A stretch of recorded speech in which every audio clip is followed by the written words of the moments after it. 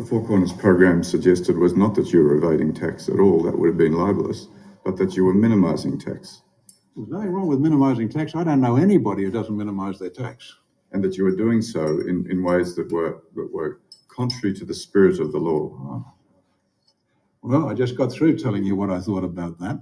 And what you're saying is exactly what the Four Corners program says. I am not evading tax in any way, shape or form. Now, of course, I am minimising my tax. And if anybody in this country doesn't minimise their tax, they want their heads rigged. Because as a government, I can tell you, you're not spending it that well that we should be donating extra.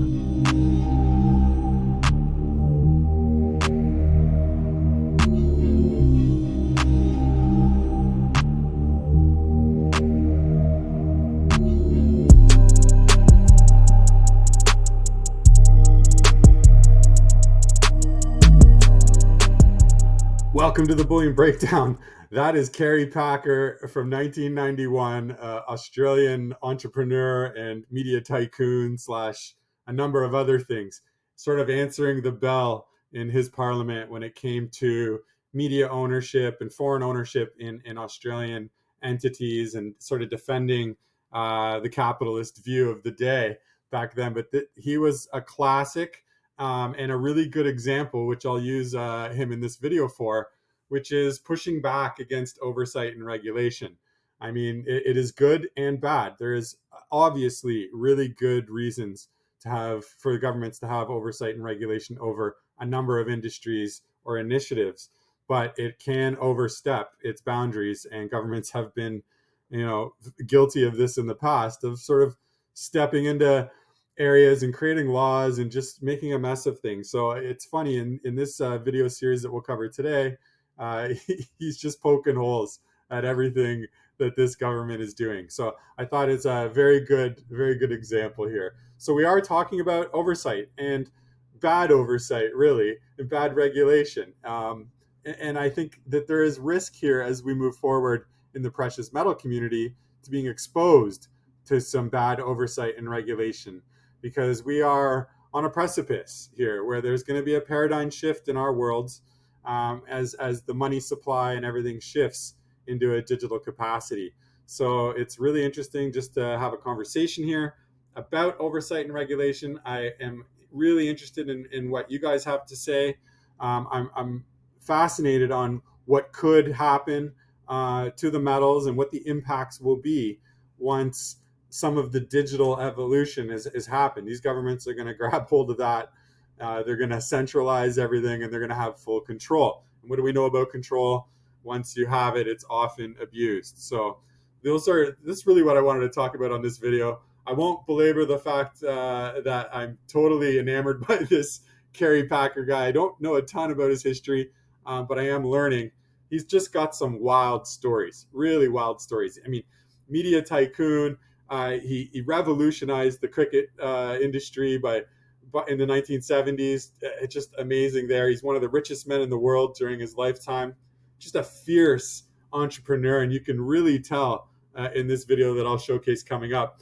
He did have ownership stakes in mining. I haven't dug too deep on that, but there is a history there. And he was a notorious gambler.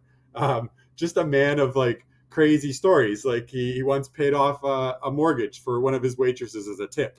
And just another dynamite story where he was literally at a casino and, big dog and stuff. And some Texan comes into the casino and starts making a mess of his experience. And he tells this Texan guy to take off. And the Texan guy, who's obviously was a big dog himself, tried to big dog Kerry Packer by telling him, don't you know who I am? And I'm worth $100 million. And his response, Kerry Packer's response in that moment, the legendary story suggests that he just flipped up his coin that was in his hand and told the guy, I'm going to toss you for your 100 million right here on a coin flip.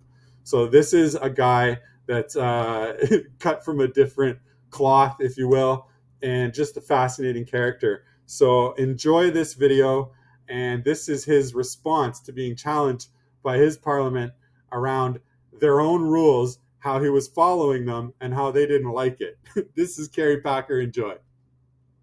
Do you think we should relax foreign ownership of television networks in Australia? I don't mind what you do. I'd love you to make it open slather. You made the rules in 1986. I didn't try to sneak around the back door or sneak underneath this. These rules were made in 1986. I read the rules, said, what am I allowed to do? And that's exactly what we've done.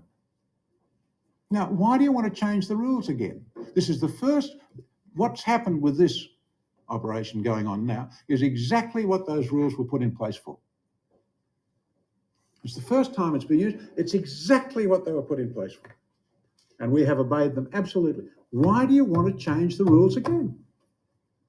I mean, since I grew up as a boy, I would imagine that through the parliaments of Australia, from the time I was 18, 19 years of age to now, there must be 10,000 new laws being passed. And I don't really think it's that much better place. And I'd like to make a suggestion to you, which I think would be far more useful. If you want to pass a new law, why don't you only do it when you've repealed an old one? I mean, this idea of just passing legislation, every time someone blinks is a nonsense. Nobody knows it. Nobody understands it. You've got to be a lawyer.